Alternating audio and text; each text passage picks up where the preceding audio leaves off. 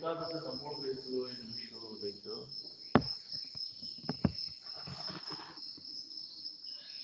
ವಿಶ್ವಕ್ಕೆ ವಿಶ್ವ ಅಂತೀರಿ, ಆನಂದ ಅಂತೀರೇನು? ಬೇಕಾದದ್ದಾರ ಆನಂದ ಅಂತೀರಿ. ಅದು ಎಲ್ಲೈತೆ ಅನ್ನೋದು ಗೊತ್ತು ಗುರಿ ಇಲ್ಲಲ್ಲಿ ಹೊಂಟ್ಬಿಟ್ಟಿವ. ಆನಂದ ಬೇಕಂದ್ರೆ ನಿನ್ನೊಳಗದ.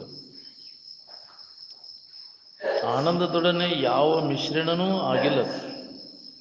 ಜಗತ್ತಿನ ಸಾಮಾನ್ಯ ಅವರ ಕುಡಿಯವನ ಅದ್ರಾಗ ಕೂಡಿದ್ರೆ ಅದು ಸಾಕಾಗಿ ಹೋಗಿತ್ತು. ಅದ್ರಾಗ ಯಾವ ಕೂಡಿಲ್ಲ ಅಂತ ಅದು ಸಾಕಾಗುವುದಿಲ್ಲ.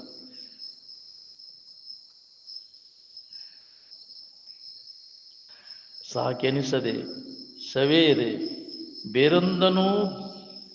ಬೇರೊಂದನು ಬೇಕೆನಿಸದೆ ಕಡೆಯೊಳು ತನ್ನ ಜೋಕೆಗುಂದದೆ. ಪುನಃ ಅದರ ಮರು ಅನ್ನುವಂಥದ್ದು ಆಗುದಿಲ್ಲ. ಒಮ್ಮೆ ಅದರ ಅನುಭವ ಮಾಡಿಕೊಂಡೆ ಅಂದ್ರೆ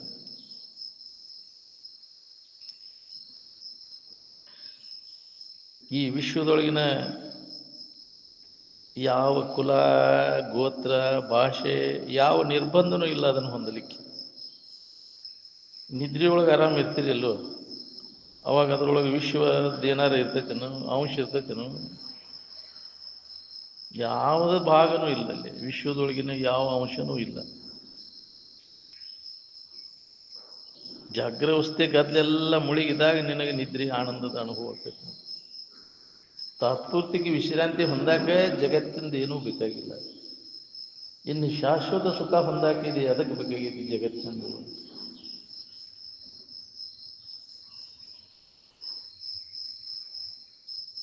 ಹರಿಹರ ಬ್ರಹ್ಮಾದಿಗಳ ಅಂತ ಕಲ್ಪಿಸ್ಕೊಂಡಿರಲ್ಲ, ಅವು ಎಚ್ಚರಿಕೆ ಒಳಗೆ ಇವನ್ನ ಹಿಡ್ಕೊಂಡು ಕುಂತೀರಿ. ಒಂದು ಗುಂಪಿನವರು ಮತ್ತೊಂದು ಗುಂಪಿನವ್ರಿಗೆ ಎಲ್ಲಿದ್ದವ್ರಿ?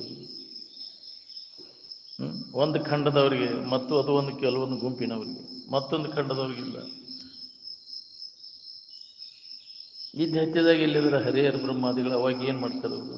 ಇಲ್ಲ ಅಲ್ಲೇ ನಿಮ್ಮ ಕಲ್ಪನೆಯಿಂದ ಕಲ್ಪಿಸ್ಕೊಂಡದ್ದು ಅಲ್ಲಿ ಇರ್ಲಾರ್ದು. ಅದಕ್ಕೆ ಸುಮ್ಮನೆ ಕಲ್ಪಿಸ್ಕೊಂಡು ಇದ್ದ ಸಮಾಧಾನ ಕೆಡಿಸ್ಬೇಕು. ಇಷ್ಟೇ ಯಾಕೆ ಅವ್ರು ಹೆದರ್ಕೊಂಡು ಕೂತಿದೆ ಅಂತ. ಇಲ್ಲಿ ಮೂರು ಲೋಕದ ನಮ್ಮಪ್ಪ ನಮ್ಮವ್ವಗಳು ಯಾರೂ ಇರುವುದಿಲ್ಲ. ಎಷ್ಟು ಬೆದರಿದೆ ಅಲ್ರಿ ಅದು. ಬ್ರಹ್ಮದನ, ಈಶ್ವರದನ, ಶಕ್ತಿ ಅದಳ ಅಂತ.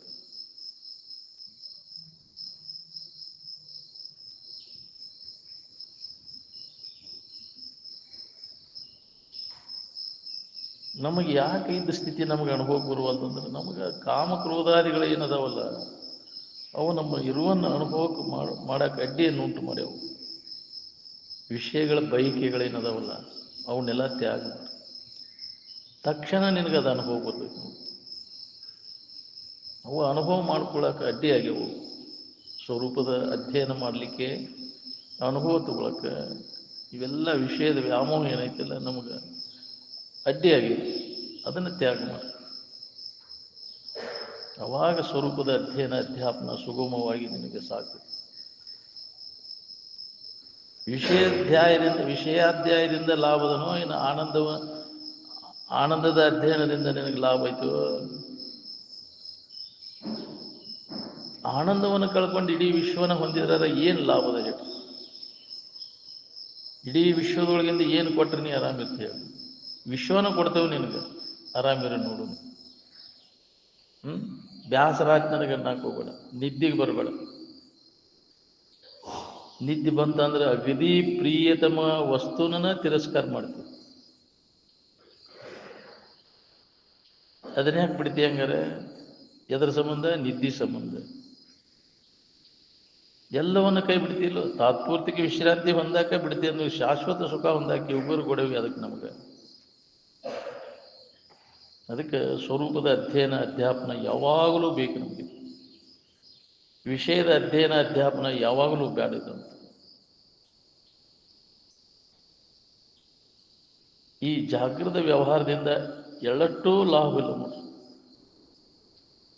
ಅದಕ್ಕೆ ಇವನ್ನ ತೋರದಂಗೆ ಮಾಡ್ಕೋ ಅಂತೇಳಿ. ಮೋಸದ ಅವಸ್ಥೆ ಇವೆಲ್ಲ. ಮೂರೂ ಅವಸ್ಥೆಗಳು ಕೂಡ ನಿದ್ರೆ ಅದು ತಾತ್ಪೂರ್ತಿಕ ವಿಶ್ರಾಂತಿ ಸ್ಥಾನ. ಶಾಶ್ವತ ಸುಖವನ್ನು ನಾವು ಹೊಂದಬೇಕಂದ್ರೆ ಈ ಕಪಟದ ಮೂರೂ ಅವಸ್ಥೆಗಳನ್ನು ತೋರದಂಗೆ ಮಾಡ್ಕೋದು.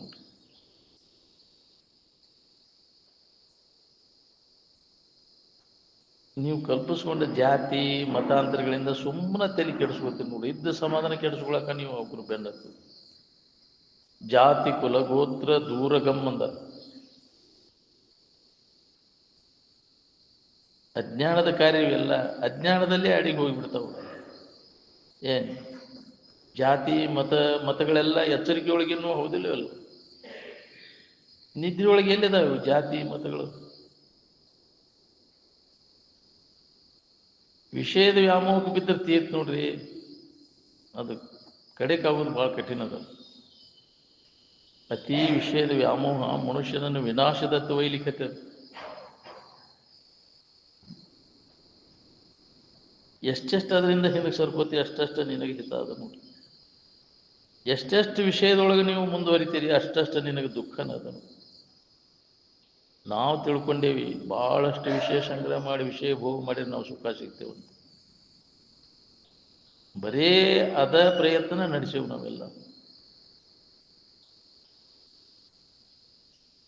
ಈ ಜಗತ್ತಿನ ಭಾವ ಎಲ್ಲ ಅಡಗಿದಾಗ ನಿನಗೆ ಬೇಕಾದಂತಹ ಆನಂದದ ಅನುಭವ ಆಕೈತಿ. ಇದ್ರ ನೆನಪು ಮಾಡ್ಕೊತ ಕೂತ್ರೆ ತಲೆ ಕೆಟ್ಟು ಹುಚ್ಚಿಡಿದು ತಿರುಗುಪಾಳೆ ಬರ್ತದೆ ನಿನಗೆ. ಮಾನವ ವ್ಯರ್ಥವಾಗಿ ಈ ಶರೀರವನ್ನು ವಿಷಯ ಭೋಗಕ್ಕಾಗಿ ಹಾಳು ಮಾಡ್ಕೊತಾನೆ.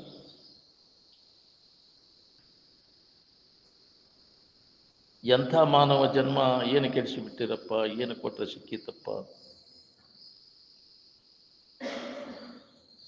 ಮೊದಲ ಮನುಷ್ಯತ್ವ ಬರಬೇಕು ನಮಗೆ. ಮನುಷ್ಯತ್ವ ಬಂದ ನಂತರ ಮುಮುಕ್ಷತ್ವ ಬರ್ತದೆ.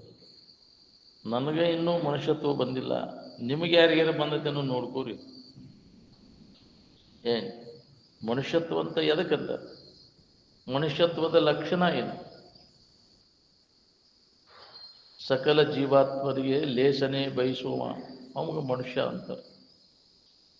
ಇನ್ನೊಬ್ಬರಿಗೆ ಹಿತ ಯಾವ ಬಯಸ್ತಾನ ಅವಾಗ ಮನುಷ್ಯ ಅಂತಾರೆ. ಸ್ವಾರ್ಥಕ್ಕಾಗಿ ಬದುಕವ ಮನುಷ್ಯ ಅಲ್ಲ. ಏನು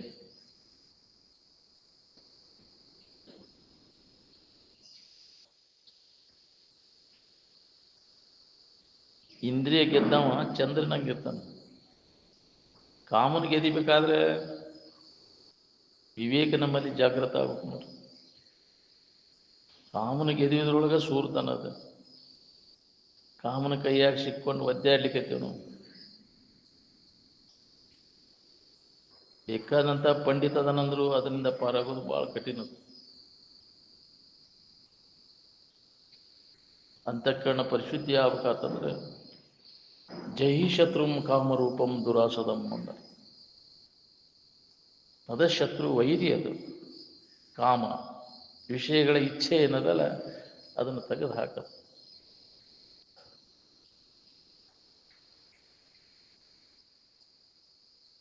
ಅಂತಃಕರಣ ಪರಿಶುದ್ಧಿ ಆತಂದ್ರೆ ನಮ್ಮನ್ನು ನಾವು ನೋಡ್ಕೊಳ್ಳಿಕ್ಕೆ ಬರ್ತದೆ. ಅದಕ್ಕೆ ತತ್ವಾನ್ವೇಷಣ ಮಂದಿರ ಅಂದ್ರೆ. ಅಪ್ಪವರು ಫಸ್ಟ್ಗೆ ತತ್ವಾನ್ವೇಷಣ ಮಂದಿರಕ್ಕೆ ಹೋದಾಗ ಅಪ್ಪವರು ನೀವು ಯಾವ ವಿಷಯದ ಬಗ್ಗೆ ಮಾತಾಡ್ತೀರಿ ಅಂತ ಕೇಳಿದ್ರು. ನಿಮ್ಮ ತತ್ವಾನ್ವೇಷಣ ಮಂದಿರದ ಬಗ್ಗೆ ಹೇಳ್ತೇನೆ ತಗೋ ಅಂದ್ರೆ. ಯಾರಿಗೆ ಅಷ್ಟರ ಬಗ್ಗೆ ಅದ್ರ ಪ್ರಜ್ಞೆನ ಇಲ್ಲ. ಅಪ್ಪ ಅವ್ರು ಬಿಚ್ಚಿಟ್ರು ಅದನ್ನು. ತತ್ವ ಅಂದ್ರೆ ತ್ರಿಕಾಲ ಬಾಧ್ಯವಾದಂಥ ಇರುವು.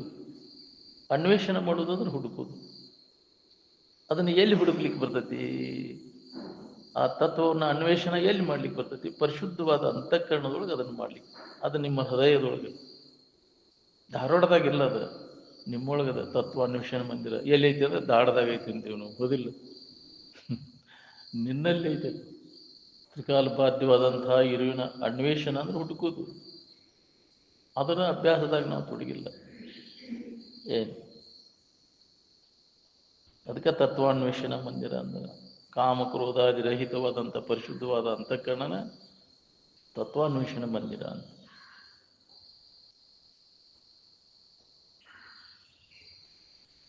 ಈ ತೋರಿಕೆ ಬೇಕಾದಂಗೆ ತೋರಿದ್ರು ಇರುವಿಕೆಗೆ ಏನೋ ಮಾಡಿದ್ದಾರೆ. ಇರುವಿಕೆಯನ್ನು ಪರಿಚ್ಛಿನ್ನ ಮಾಡಲಾರ್ದು ಆನಂದಮಯವಾದ ಇರುವು ದೋಷರಹಿತದ ಮತ್ತು ಸಮಾಧ ಅಂಥೇಳಿ ವೃತ್ತಿಯ ಕಡೆ ಹೋತು ಅಂದರೆ ಸಮ ಆಗ್ತದೆ. ನಿರ್ದೋಷಂ ಸಮಂ ಹಿ ಬ್ರಹ್ಮ. ಯಾವುದು ದೋಷವಿಲ್ಲದ್ದು ಸಮವಾದದ್ದು ಯಾವುದರ ಇದೆ ಅಂದರೆ ಅದ ನಿನ್ನ ಬ್ರಹ್ಮಸ್ವರೂಪ. ಆ ಸ್ಥಿತಿ ನಾವು ಪಡಿಬೇಕಾತಂದ್ರೆ ಅಂಥವ್ರ ಸಂಘನ ಮಾಡಬೇಕು. ಬ್ರಹ್ಮನಿಷ್ಠರ ಸಂಘದಿಂದ ನಮಗದು ಅನುಭವಕ್ಕೆ ಬರೋಕ್ಕೆ ಶುರುವಾಗ್ತದೆ. ಅದಕ್ಕೆ ಸತ್ಸಂಗ ಅಂದ. ಬ್ರಹ್ಮನಿಷ್ಠರ ಸಂಘಕ್ಕನ ಸತ್ಸಂಗ ಅಂದರು. ಆ ಸದ್ವಸ್ತುವಿನ ಅನುಭವವನ್ನು ಪಡೆದಂಥ ಬ್ರಹ್ಮನಿಷ್ಠ ಸದ್ಗುರುವಿನ ಸಂಘ, ಅಲ್ಲಿ ನಮಗೆ ವಿವೇಕ ಸಿಗ್ತದೆ. ಸತ್ಸಂಗದೊಳಗೆ ಸಿಗುವುದು. ಸತ್ಸಂಗವನ್ನು ಬಿಟ್ಟು ಬಾಕಿ ಎಲ್ಲಿಯೂ ನಿಮಗೆ ವಿವೇಕ ಸಿಗುವುದನೇ ಇಲ್ಲ. ಅದಕ್ಕೆ ಸತ್ಸಂಗ ಸಿಗುವುದನ್ನ ಈ ಜಗತ್ತಿನೊಳಗೆ ಬಹಳ ದುರ್ಲಭ. ಏನು ನಿಜವಾದ ಸತ್ಸಂಗ ಭಾಳ ಕಠಿಣ ಅದ, ಸಿಗುವುದು ಭಾಳ ದುರ್ಲಭ.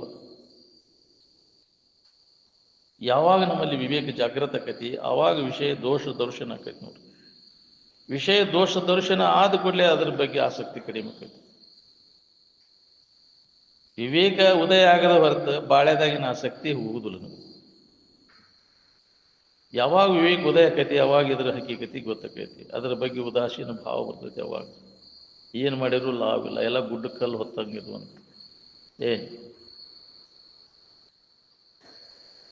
ವೈರಾಗ್ಯ ಉದಯ ಆಯ್ತು ಅಂದ್ರೆ ಎಲ್ಲ ವಿಕಲ್ಪರಹಿತ ಆಗಿಬಿಡ್ತೈತೆ. ಕಲ್ಪನೆಗಳೆಲ್ಲ ಕಡಿಮೆ ಆಕ್ಕೊಂತ ಹೋಗ್ಬಿಡ್ತದೆ. ಎರಡು ಕಲ್ಪನೆಗಳ ಮಧ್ಯಸ್ಥಿತಿಯಲ್ಲಿ ಅದು ನಮ್ಮ ಪ್ರತಿಯೊಬ್ಬರಿಗೂ ಅದು ಅನುಭವ ಬರ್ತೈತಿ.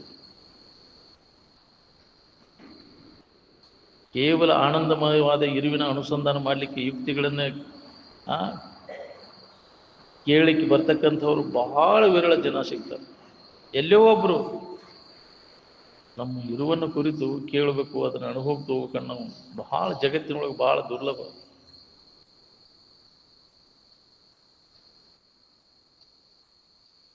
ಆನಂದಮಯವಾದ ಇರುವನ್ನು ಕುರಿತು ಯಾವ ನಿರಂತರವಾಗಿ ಅಭ್ಯಾಸ ಮಾಡ್ತಿರ್ತಾನೆ ಅವನಿಗೆ ಯಾವ ಹೆದರಿಕೆನೂ ಇರುವುದಿಲ್ಲ. ಆನಂದಂ ಬ್ರಹ್ಮನೋ ವಿದ್ವಾನ್ ನ ವಿವೇತಿ ಕುತಶ್ಚನಃ ಅಂತ.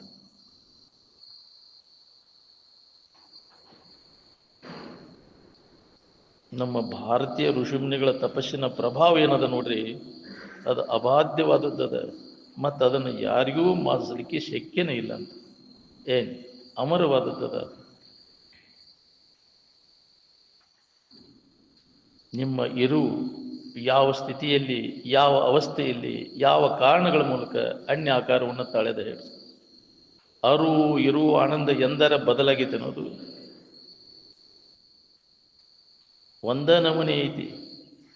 ಏಕರೂಪೇಣ ಅವಸ್ಥಿತ ಇವು ಅರ್ಥ ಸಹ ಪರಮಾರ್ಥ. ಅದಕ್ಕೆ ಪರಮಾರ್ಥ ಅಂದರು. ಎಂದೂ ಬದಲಾಗದೆ ಒಂದೇ ನಮನೆ ಇದ್ದದ್ದು, ಅದು ಸುಖರೂಪವಾದದ್ದು.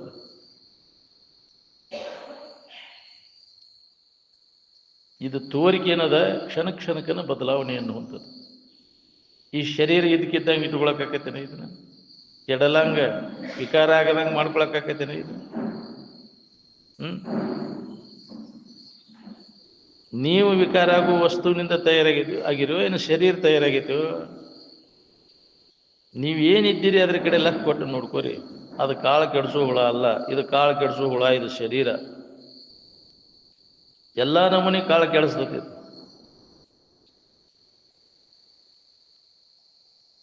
ನಾವು ಏನಿದ್ದೇವೆ ಅದನ್ನು ಮೊದಲು ನೆನಪಿಗೆ ತಗೊಳ್ಳೋ ಪ್ರಯತ್ನವನ್ನು ಮಾಡಬೇಕಾಗೈತಿ.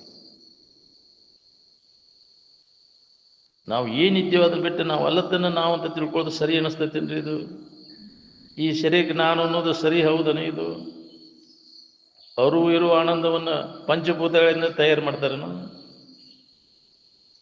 ಈ ಶರೀರ ಎದರಿಂದ ತಯಾರಾಗಿದೆ? ಈ ಶರೀರ ನಿರ್ಮಾಣ ಆಗ್ಲಿಕ್ಕೆ ಪಂಚಭೂತಾದಿಗಳ ಕಾರ್ಯ ಇದು, ಹೌದಿಲ್ಲ?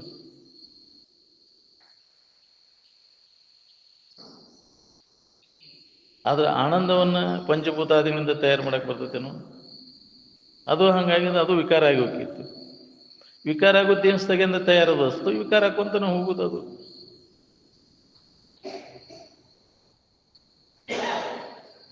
ಆನಂದಮಯವಾದ ಇರುವೇನದ, ಅದು ವಿಶ್ವಕ್ಕೂ ಉಪಾದಾನ ಕಾರಣನೂ ಅಲ್ಲ. ಅದು ಗ್ರಾಹಿ ಕಾರಣನೂ ಅಲ್ಲ, ಸಹಕಾರಿ ಕಾರಣನೂ ಅಲ್ಲ. ಅದು ಜಡವಸ್ತು ಅಲ್ಲ. ಗಡಿಗೆಗೆ ಉಪಾದಾನ ಕಾರಣ ಮಣ್ಣು, ಸಹಕಾರಿ ಕಾರಣ ದಂಡ ಚಕ್ರಾದಿಗಳು, ನಿಮಿತ್ತ ಕಾರಣ ಕುಂಬಾರ. ಹಂಗ ಈ ಜಗತ್ತು ಶರೀರ ನಿರ್ಮಾಣ ಮಾಡಲಿಕ್ಕೆ ಬ್ರಹ್ಮದ ಯಾವ ಕಾರಣನೂ ಅಲ್ಲ. ಬ್ರಹ್ಮನಿಂದನೂ ಆಗಿಲ್ಲ, ಬ್ರಹ್ಮದಲ್ಲಿನೂ ಇದು ಇಲ್ಲೇ ಇಲ್ಲ.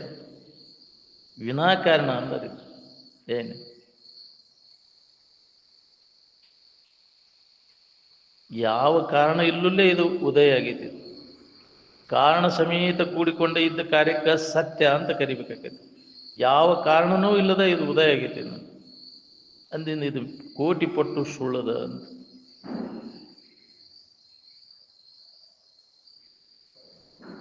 ಈ ಶರೀರ ಉಪಾಧಿ ಹಿಡ್ಕೊಂಡು ನಾವು ಶೋಕ ಮೋಹ ಮಾಡಕತ್ತೇವೆ. ಉಪಾಧಿ ಸಂಬಂಧ ತಪ್ಪಿದಾಗ ಶೋಕ ಯಾರಿಗಿರ್ತೈತಿ, ಮೋಹ ಯಾರಿಗಿರ್ತೈತಿ?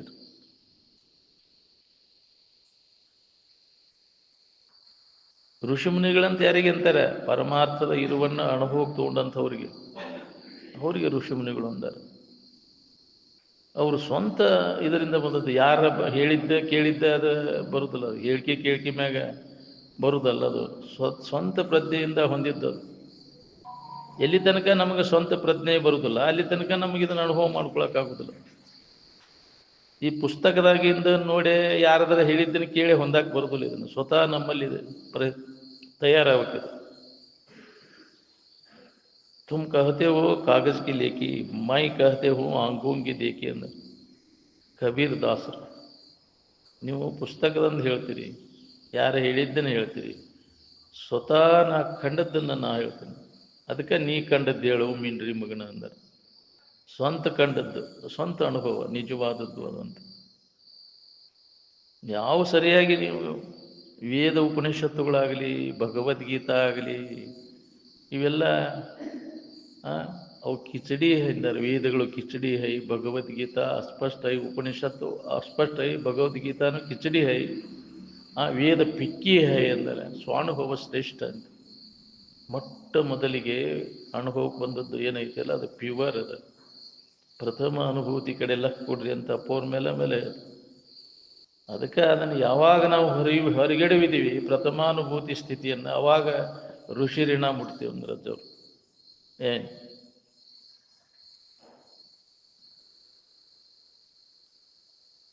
ಈ ನಶ್ವರವಾದ ಈ ಜಗತ್ತಿನ ಪದಾರ್ಥಗಳ ಬಗ್ಗೆ ಎಷ್ಟು ಮಾತಾಡಿದ್ರು ಅಷ್ಟ ಅದ. ವ್ಯರ್ಥ ಕಾಲಹರಣ ಮಾಡಿದಂಗೆ. ಯಾವ ಮಹಾತ್ಮ ಜಗತ್ತಿನ ಸುದ್ದಿಯಾಗ ಕಾಲ ಕಳೆದಂಗೆ ಹೇಳಿ. ಶರೀರ ನಿನ್ನ ಭಾವದೊಳಗೆ ತೋರೈತಿ, ಭಾವದೊಳಗೆ ಇರ್ತೈತಿ, ಭಾವದೊಳಗೆ ಅಡಗ್ತೈತಿ. ಭಾವಕ್ಕ ಏನಾರ ಮಾಡೈತಿ, ಅದು ನಿನಗೇನಾರ ಮಾಡೈತಿ ಅಂತ ನೋಡ್ಕೋ. ನಿನ್ನಲ್ಲಿ ಇದು ಇಲ್ಲೇ ಇಲ್ಲ, ಎಲ್ಲ ಭಾವದೊಳಗದ.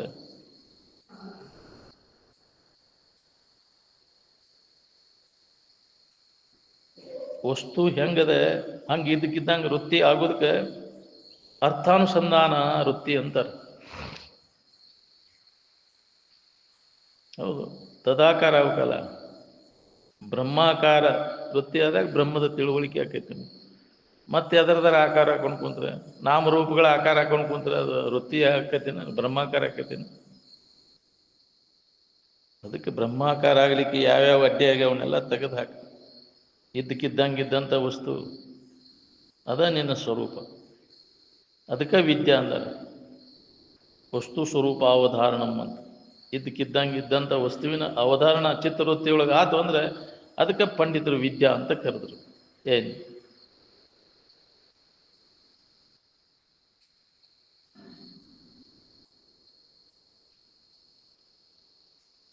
ಉಪಾಧಿ ಹಿಡ್ಕೊಂಡು ಎಲ್ಲರೂ ಅನ್ಬೇಕಾಗಿತ್ತು. ಉಪಾಧಿ ತೆಗೆದು ಹಾಕಿರಿ ಎಲ್ಲರೂ ಅನ್ನೋದಿಲ್ಲ. ಇಲ್ಲ ಅದು ಏನು ಇವೆಲ್ಲ ಉಪಾಧಿಗಳೆಲ್ಲ ಕಲ್ಪಿತದವಲ್ಲ. ಇವನ್ನೆಲ್ಲ ಕೈ ಬಿಟ್ಟಾಗ ಅವಾಗ ಏಕತ್ವದ ಅನುಭವ ನಮಗಾಕೈತಿ. ಈ ಅಧ್ಯಾತ್ಮದ ಕೂಡ ಹಾವ ಮಾಡಿದ್ರೆ ಅಂದ್ರೆ ನೇಕಾರ ಕೂಡಿ ಹಾವ ಮಾಡಿ ಬತ್ಲೆ ಅಡ್ಡಾಡ್ದಂಗೆ ಆಕೈತಿ. ಗಾಣಿಗ್ಯಾರ ಕೂಡಿ ಹಾವ ಮಾಡಿದ್ರೆ ಒಣ ರೊಟ್ಟಿ ತಿಂದಂಗೆ ಆಕೈತಿ. ಕೆರಿ ಕೂಡಿ ಹಾವ ಮಾಡಿದ್ರೆ ಅಂದ್ರೆ ಒಣಗಿಸ್ಕೊಂತ ಹೋಗೋದಾಕೈತಿ ನಿಮಗೆ. ಎಲ್ಲರೂ ಪಾಶ್ಚಿಮಾತ್ಯರ ಬೆನ್ನು ಹತ್ತಿ ಅದನ್ನು ಅನುಸರಣ ಮಾಡಿ ಜೀವನ ಎಲ್ಲ ವ್ಯರ್ಥ ಮಾಡ್ಕೊಳಿಕತ್ತೀರಿ. ನಮ್ಮ ಋಷಿಮುನಿಗಳ ಜೀವನ ಕ್ರಮವನ್ನು ಅನುಸರಣೆ ಮಾಡ್ರಿ. ನೀ ಬೇಕಾದಷ್ಟು ಜನ್ಮ ತಿರುಗಿ ಇಲ್ಲಿಗೆ ಬಂದಾಗನೇ ನಿನಗೆ ಇದರಿಂದ ದುಃಖದಿಂದ ಬಿಡುಗಡೆ ನೋಡಿ. ಈಗ ಯಾಕೆ ಅದ್ರ ಲಾಭ ತಗೋಬಾರ್ದು? ಎಲ್ಲ ಥರದ ಅನುಕೂಲ ಇದ್ದಾಗ ಅದನ್ನು ಬಿಟ್ಟು ಹಿಂದೆಗಳ ಕಳ್ಕೊಂಡು ಮರಗ್ತೀನಿ. ಮನುಜ ಕುಲದ ಜನನದ ಲಾಭ ಎದ್ರೊಳಗದ? ನಾನು ಯಾರಿದ್ದೇನನ್ನು ತಿಳ್ಕೋದೊಳಗದ. ಮತ್ತೇನು ಮಾಡಿರೂ ಲಾಭ ಇಲ್ಲ ಈ ಜಗತ್ತಿನೊಳಗೆ.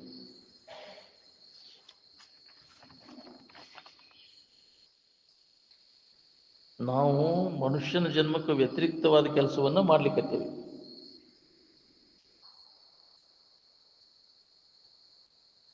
ಅವತಾರಿ ಪುರುಷರಂತವರು ವಶಿಷ್ಠರ ಆಶ್ರಮದೊಳಗೆ ರಾಮ, ಸಾಂದೀಪ ಮುನಿಗಳ ಆಶ್ರಮದೊಳಗೆ ಕೃಷ್ಣ ಸೇವಾದಿಗಳನ್ನು ಮಾಡಿ ಈ ವಿದ್ಯೆಯನ್ನು ಕಲ್ತರು. ಅವ್ರಿಗಿಂತ ಹೆಚ್ಚಿನವರು ನಾವು. ಅವತಾರಿ ಪುರುಷರನ್ನವ್ರನ್ನ ಅಲ್ಲಿ ಗುರುಸೇವಾದೊಳಗೆ ತೊಡಗಿ ಈ ವಿದ್ಯೆಯನ್ನು ಕಲ್ತರು.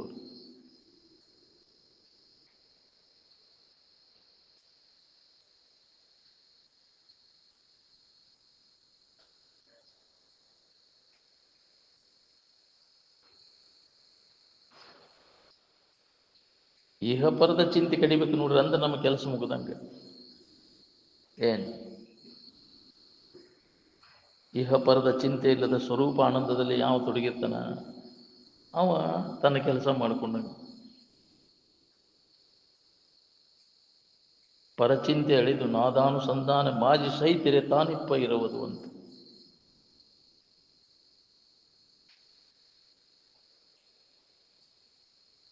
ಅದಕ್ಕೆ ತೂರ್ಯಾವಸ್ಥೆ ಅಂತಾರೆ.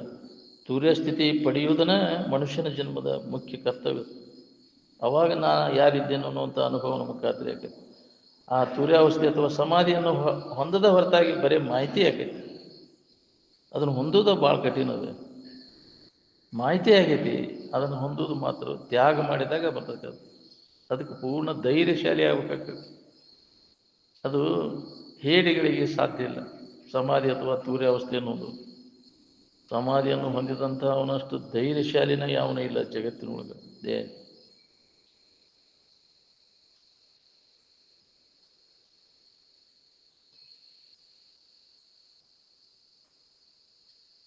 ನಾನು ಯಾರಿದ್ದೇನೋ ಅನ್ನೋ ತಿಳ್ಕೊಳ್ಳೋ ಅಭ್ಯಾಸದಾಗ ನೀವು ತೊಡಗಿದೆ ಅಂದರೆ ನಮಗೇನು ಬೇಕಾಗೈತೆ ಅದ ಇರ್ತೈತಿ. ಅದು ಬದಲಾವಣೆ ಆಗಿಲ್ಲ, ಒಂದೇ ನಮನೆ ಇದ್ದದ್ದಾಯ್ತು. ನಮ್ಮಲ್ಲಿ ಇದ್ದಂಥ ವಸ್ತು ಏನದ ಅನ್ಯದ್ರ ಹುಡುಕಿದ್ರೆ ಅದು ಸಿಗೋದಿಲ್ಲ.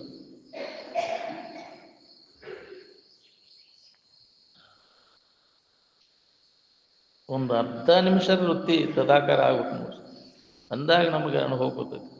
ನಿಮಿಷಾರ್ಧವಾಗಲಿ ನಿಮ್ಮ ನೆನಹು ನಿಂದೊಡೆ ಮುಕ್ತಿ ಸಮನಿಸದಿರುವುದೇ ಅಂತ.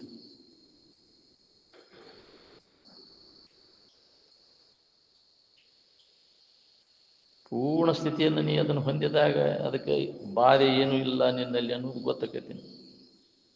ಅದಕ್ಕೆ ಪರಮಾರ್ಥ ಬೋಧೆ ನೆಲೆಗೊಂಡು ನಿಂದ ಮೇಲೆ ಬಾಧೆ ತನ್ನೊಳು ತೋರುದು ಅನ್ನೋದು. ಅದು ಸಮಾಧಿಯನ್ನು ಹೊಂದಿದಾಗ ಅದು ನೆಲೆಯಾಗಿ ನಿಲ್ತದೆ ಪರಮಾರ್ಥ ಬೋಧೆ. ಹಿಂದಿನ ಜನ್ಮದ ಸಂಸ್ಕಾರ ಸ್ವಾಧ್ಯಾಯ ದೃಢಪಟ್ಟಿತ್ತು ಅಂದರೆ ಯಾವ ವೇಳೆದಾಗಾದರೂ ನಿನಗೆ ಆ ಸ್ಥಿತಿಯನ್ನು ಹೊಂದಲಿಕ್ಕೆ ಬರ್ತದೆ ನೋಡ್ರಿ. ಏನು ಇಚ್ಛಾ ಮಾಡಿರೋದ ಆಕೈತಿ. ಹಿಂದಿನ ಜನ್ಮದ ದುಡಿಕೆ ಅದು. ಏನು ನಮ್ಮಪ್ಪಗೆ ಯಾವಾಗ ಬೇಕು ಅವಾಗ ಎಲ್ಲಿ ಬೇಕಲ್ಲಿ ಎಷ್ಟು ಬೇಕಷ್ಟು ಆ ಸ್ಥಿತಿ ಹೊಂದಕ್ಕೆ ಕಲ್ತಿದ್ದಾನೆ ಶಿವಾನಂದ ಚೌರ್. ಹಿಂದಿನ ಅನೇಕ ಜನ್ಮಗಳ ದುಡಿಕೆ ಸಂಸ್ಕಾರ.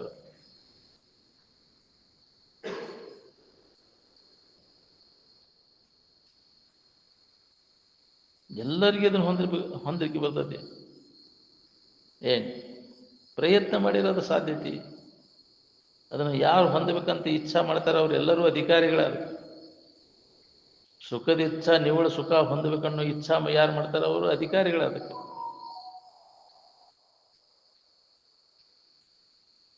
ಅಂತರಂಗದ ದುಡುಕಿ ನೋಡ್ರಿ. ಹೊರಗಿಂದಕ್ಕೆ ಸಂಬಂಧ ಇಲ್ಲ, ಒಳಗಿನ ಕೆಲಸ ಒಳಗೆ ಏನು ನಡೆದೈತೆ ನೋಡ್ಕೋರಿ. ಅಂತ್ಯಕಾಲಕ್ಕೆ ಸುಧಾ ಇದನ್ನು ಮಾಡ್ಕೊಳ್ಳಿಕ್ಕೆ ಸಾಧ್ಯತೆ. ಪ್ರಾಣವಾಯು ಹೋಗೋ ಕಾಲಕ್ಕೆ ಸುಧಾ ಇದನ್ನು ಹೊಂದಲಿಕ್ಕೆ ಬರ್ತದೆ. ಅದು ಹಿಂದಿನ ದುಡುಕಿ ಸಂಸ್ಕಾರ ನಿನ್ನಲ್ಲಿ ಪ್ರಬಲವಾದದ್ದು ಇತ್ತು ಅಂದ್ರೆ ಆನಂದಮಯವಾದ ಇರುವನ್ನ ಅನುಭವ ಮಾಡುವಂಥದ್ದು ಯಾವುದಂದ್ರೆ ಪರಿಶುದ್ಧವಾದಂಥ ಅಂತಃಕರಣ. ಅದಕ್ಕೆ ಅಂತಃಕರಣ ಪರಿಶುದ್ಧಿಗಾಗಿ ನಾವು ನಿರಂತರ ಪ್ರಯತ್ನ ಮಾಡ್ಬೇಕು ನೋಡ್ರಿ. ಯಾವಾಗ ಬೇಕು ಅವಾಗ ಅದನ್ನು ಹೊಂದಾಕ್ ಬರ್ತೈತೆ. ಅಂತಃಕರಣ ಸ್ವಚ್ಛ ಇದ್ದಾಗ ಮುಖ ಹೆಂಗೆ ಕಾಣಿಸ್ತೈತಿ, ಹಂಗೆ ಅಂತಃಕರಣ ಸ್ವಚ್ಛ ಇದ್ದಾಗ ಆನಂದಮಯವಾದ ಇರುವಿನ ಅನುಭವ ಮಾಡ್ಕೊಳಿಕ್ಕೆ ಬರ್ತದೆ.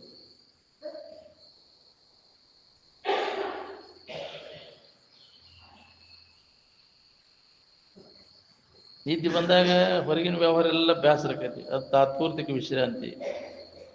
ಇದು ಪೂರ್ಣ ನಮಗೆ ಬೇಸರ ಆಗ್ಬೇಕಲ್ಲ. ಯಾರಿಗೆ ಬೇಸರ ಆಗೈತಿ? ಪ್ರತಿಕೂಲ ಆದಾಗ ಅಷ್ಟೇ ಬ್ಯಾಡ ಅಂತೀವಿ, ಅನುಕೂಲ ಇದ್ದಾಗ ಎಲ್ಲ ಅನುಕೂಲ ಇದ್ದಾಗ ತಿಳಿದು ಕೈ ಬಿಟ್ಟಾಗಬೇಕಿದನ್ನು. ಇವೆಲ್ಲ ದೋಷವನ್ನು ಕಂಡು ಅರಿದು ವಿಷಯದೊಳ್ಳ ದೋಷವನ್ನು ತೊರೆದವನು ಮರಳಿ ಮೋಹಿಸದು ಚಲಿಯಾಗಿ ಭೋಗದೆರಕವಿಲ್ಲದು ಈಗ ಪರಮ ವೈರಾಗ್ಯ. ಎಳಷ್ಟು ಎದರ ಇಚ್ಛಾನೂ ಆಗಬಾರ್ದು.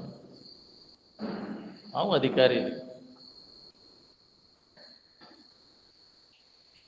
ನಿದ್ದೆ ಮಾಡಕ್ಕೆ ಎಲ್ಲರೂ ಅಧಿಕಾರಿಗಳದಾರಿಲ್ಲ. ಅವರಿಗೆ ಅಂತಃಕರಣ ಸ್ವಚ್ಛ ಇದ್ರೂ ಹತ್ತತಿ, ಸ್ವಚ್ಛ ಇರ್ಲಿಕ್ಕೂ ಹತ್ತತಿ. ಅದು ಆದ್ರೆ ಸಮಾಧಿ ಹೊಂದಬೇಕಾದ್ರೆ ಅಂತಃಕರಣ ಪರಿಶುದ್ಧಿನ ಬೇಕು. ಬಾಳೆ ಸೂತ್ರ ಎಲ್ಲ ಬೇಸರ ಆಗ್ಬೇಕು ನೋಡ್ರಿ. ಏನಾರ ಮಾಡ್ಬೇಕನ್ನೋದು ಜಗತ್ತಿನಾಗ ಉಳಿಬಾರ್ದು. ಎಲ್ಲ ಬೇಸರ ಆದವನು ಕೆಲಸ ಇದೆ.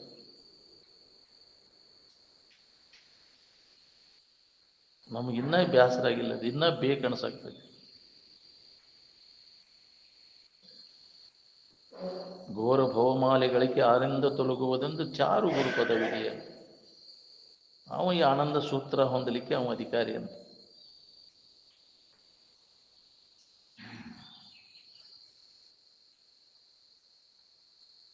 ಅದ್ರ ಕಡೆ ಆನಂದದ ಕಡೆ ಲಕ್ಷ ಕೊಟ್ಟಾಗ ಅಲ್ಲಿ ಯಾವ ಮಿಶ್ರಣವೂ ಇಲ್ಲ. ಈ ಜಗತ್ತಿನ ನೆನಪನ ಇಲ್ಲ ಅಲ್ಲಿ. ಅನ್ಯ ಕಲ್ಪನೆಗಳೆಲ್ಲ ಅಳೆದಾಗ ಆನಂದೇಕ ಸ್ಥಿತಿ ಒಳಗೆ ಏನಿರ್ತೈತಿ ನೋಡ್ಬೋದು ನೀವು.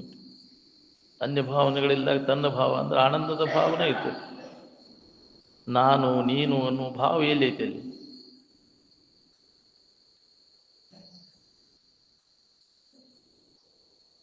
ವಿಶ್ವದ ಮಿಶ್ರಣ ಅಲ್ಲಿಲ್ಲ ಇಲ್ಲ.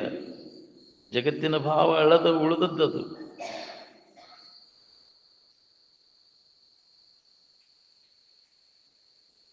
ಅದು ಇದು ಎಂಬುದೆಲ್ಲ ಅದು ಅಳದು ಹೋಗುವುದನ್ನು, ನಾಶ ಆಗುವುದನ್ನು. ಆದರೆ ನಿನ್ನ ಇರುವಿಕೆಗೆ ಯಾವ ಬಾಧ್ಯನೂ ಇಲ್ಲ. ಒಮ್ಮೆನೆ ಅದನ್ನು ಅನುಭವ ಮಾಡಿಕೊಂಡಾಗ ನಿನಗದ ಭಯ ಭೀತಿ ಎಲ್ಲ ಹೋಗ್ತೈತೆ ನೋಡಿ. ಅವಾಗ ನಿನಗೆ ಯಾವ ಬಾಧ್ಯನೂ ಇಲ್ಲ ಅಂದ. ಬಾಧೆ ತನ್ನೊಳು ತೋರುದು ಪರಮಾರ್ಥ ಬೋಧೆ ನೆಲೆಗೊಂಡು ನಿಂದ ಮೇಲೆ ಅಂದ. ಒಳ ಹೊರಗಿನ ಯಾವ ಆಲೋಚನೆಯೂ ಇಲ್ಲ ಅಲ್ಲಿ. ಪ್ರತಿಯೊಬ್ಬರಿಗೆ ಅದು ಅನುಭವ ಬರ್ತೈತಿ. ಎಲ್ಲರೂ ಅದ ಸ್ವರೂಪಗಳಿದ್ದೇವೆ, ನಾವು ಮರ್ತೇವಿ. ಅದನ್ನು ಅರಿತು ಹೊಂದುವಂತಹ ನಿರಂತರ ಪ್ರಯತ್ನ ಬೇಕು ನಮಗೆ.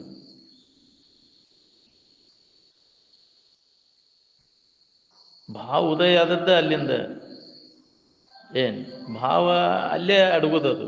ಎಲ್ಲಿಂದ ಉದಯ ಆಗೈತಿ ಪುನಃ ತಿರುಗಿ ಅಲ್ಲಿ ಅಡಗಿದಾಗ ನಮ್ಗೆ ಆ ವಸ್ತುವಿನ ಅನುಭವ ನಮಗಾಕೈತಿ.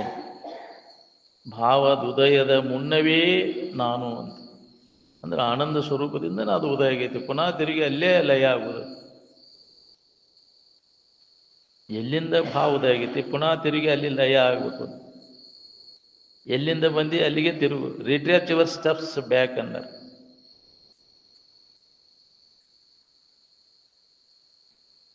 ಆನಂದಾದಿಮಾನಿ ಭೂತಾನಿ ಜಾಯಂತಿ ಏನ ಜಾತಾನಿ ಜೀವಂತಿ ಯದ್ ಪ್ರಯಂತಿ ಯದ್ ಅಭಿಶಮಿಷಂತಿ ತದ್ ಬ್ರಹ್ಮ ತದ್ ವಿಜಿಜ್ಞಾಸಸ್ವ ಅಂತ.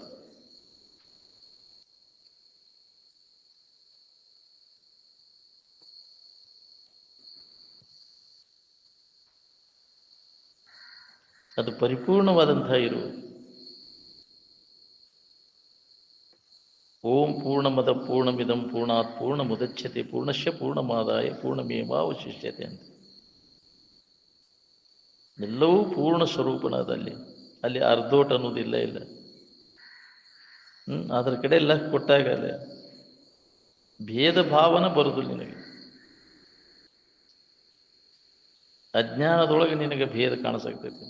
ಮರೆತಾಗ ಅಜ್ಞಾನವನ್ನು ಕಳ್ಕೋ, ನಿನಗೆ ಭೇದನ ಬರುದಿಲ್ಲ.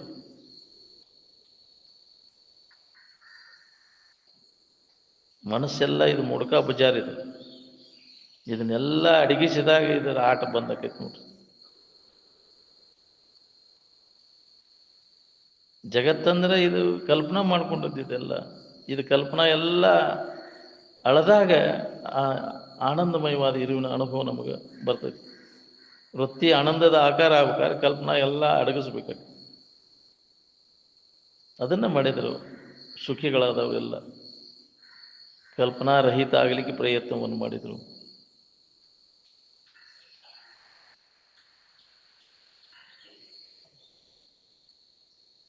ಈ ಕಲ್ಪನೆಗಳನ್ನು ಮಾಡ್ಕೊಂಡ ಅದನ್ನು ನೋಡ್ಕೊತ ಕೂತ್ರೆ ಸಮಾಧಾನ ಶಾಂತಿ ಎಲ್ಲಿ ಬರ್ಬೇಕು?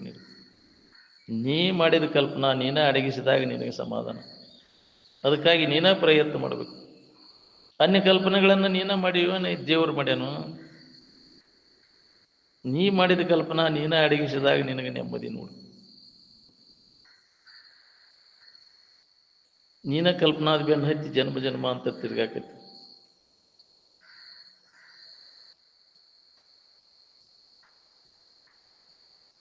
ನಿನ್ನ ಕಲ್ಪನೆಗೆ ಅನುಸಾರವಾಗಿ ನಿನ್ನ ವ್ಯವಹಾರ ನಡೆದಿರ್ತದೆ.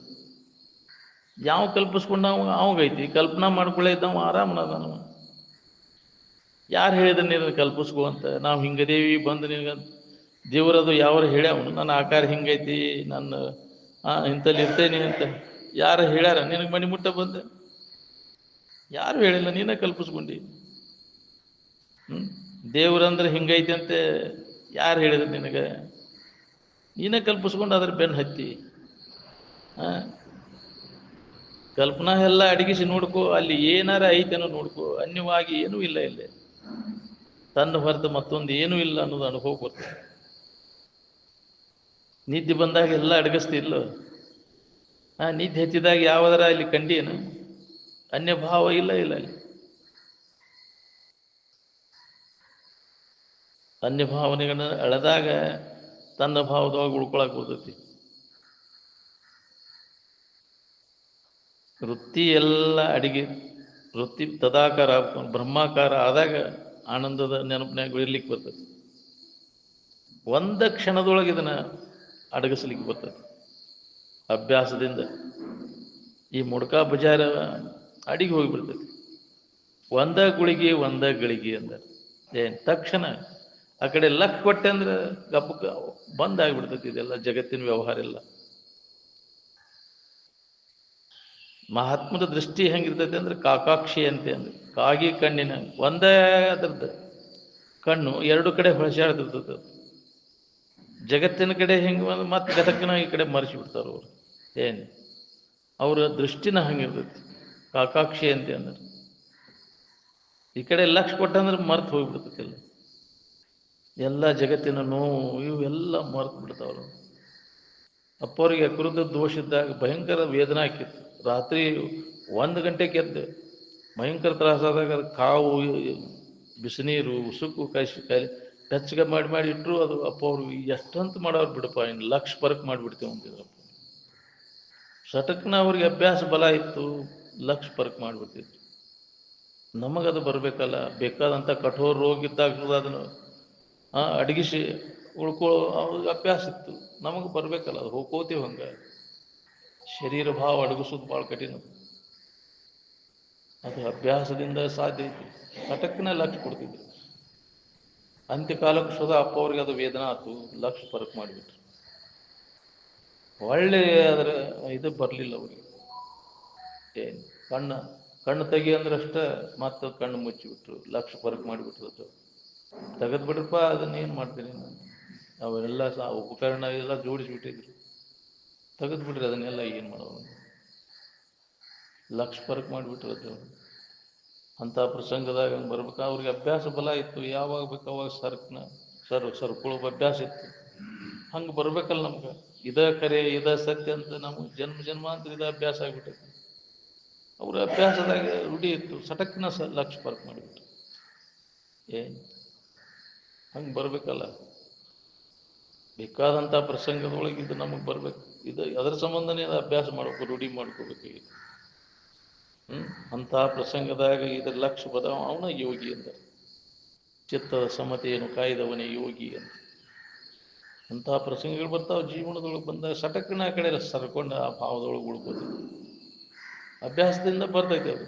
ಸಾಮಾನ್ಯ ಜನರಿಗೆ ಅದು ಬರೋದೂ ಇಲ್ಲ. ಅದಕ್ಕೆ ಈ ಅಭ್ಯಾಸ ಮಾಡಿ ಅದನ್ನು ಖಾತ್ರಿ ಮಾಡಿ ಸಮಾಧಿ ಹೊಂದಿ ಖಾತ್ರಿ ಮಾಡಿ ಯಾವಾಗ ಬೇಕಾವಾಗ ಹೊಂದಾಕ್ ಬರಬೇಕು. ಒಮ್ಮೆ ಆ ಸ್ಥಿತಿಯನ್ನು ನೀವು ಪಡೆದೆ ಅಂದ್ರೆ ಅದಕ್ಕೆ ಬಹಳ ಮಹತ್ವದ ಸಮಾಧಿ ಸ್ಥಿತಿಯನ್ನು ಹೊಂದಿ ಖಾತ್ರಿ ಮಾಡ್ಕೊಳ್ಳೋ ಮಟ ಇದರಿಂದ ನಮ್ಗೆ ತಪ್ಪಿಸ್ಕೊಳಕ್ಕಾಗೋದಿಲ್ಲ. ಅದಕ್ಕೆ ಅದನ್ನು ಹೊಂದಿರಿ ಅಂತ ಅದಕ್ಕಾಗಿ ಏನೆಲ್ಲ ಪ್ರಯತ್ನ ನಾವು ಮಾಡಬೇಕು.